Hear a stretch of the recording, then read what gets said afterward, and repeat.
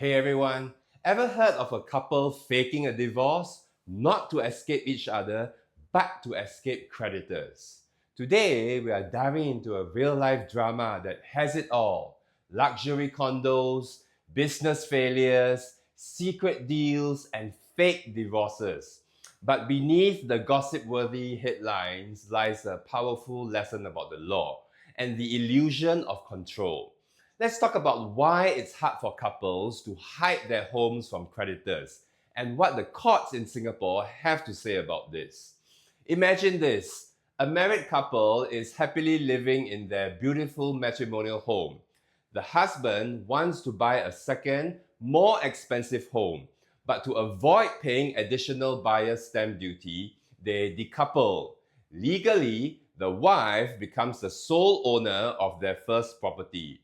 All goes well until the husband's business collapses. Suddenly, creditors come knocking, and guess what? That shiny new second home seized. You see, when you are bankrupt in Singapore, creditors can go after your share of any asset.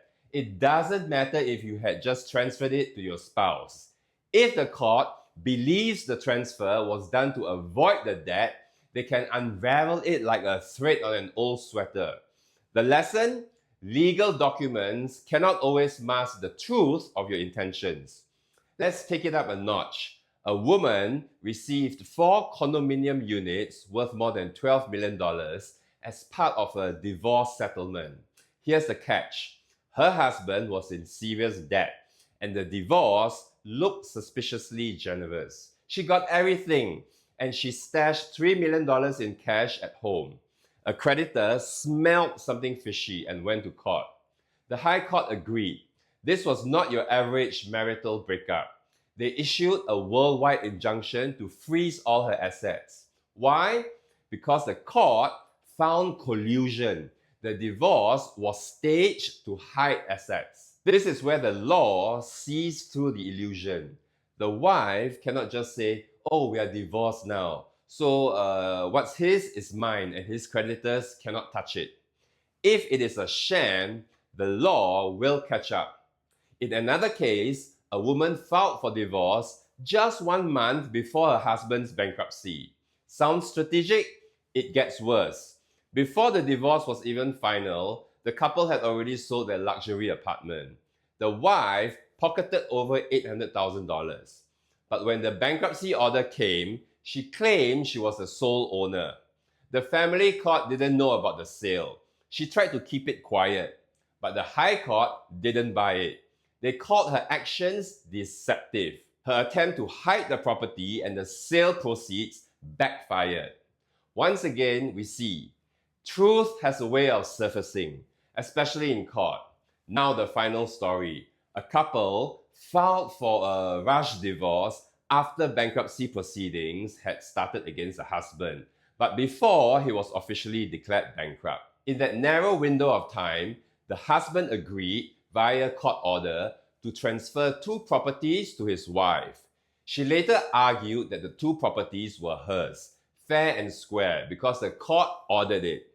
But the Court of Appeal said no. Even if the transfer was part of a divorce court order, if it was made to avoid creditors, it can still be challenged. The court emphasized that legal formalities cannot be used as a shield when there's bad faith. Here's the deeper truth behind all of these cases. We live in a world where we try to control outcomes through clever paperwork, fast divorces, or strategic transfers. But as these cases show, the law doesn't just look at what's on paper. It looks into intentions, into the substance of things. And this reminds me of a truth that's both legal and philosophical. Ownership is an illusion.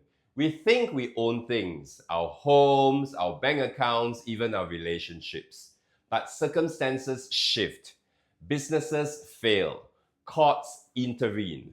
Attachments dissolve, and what once felt solid becomes empty. Those who cling too tightly out of fear, greed, or desperation often end up trapped. But those who approach life with integrity and clarity find peace, even in loss. So instead of gaming the system, maybe the better path is this: live simply, borrow wisely, and remember, nothing is truly ours to keep forever. I hope this video gave you some insight, not just into the law, but into how we relate to wealth, relationships, and truth. If you found this video helpful, please like, share, and subscribe. I'll see you in the next video.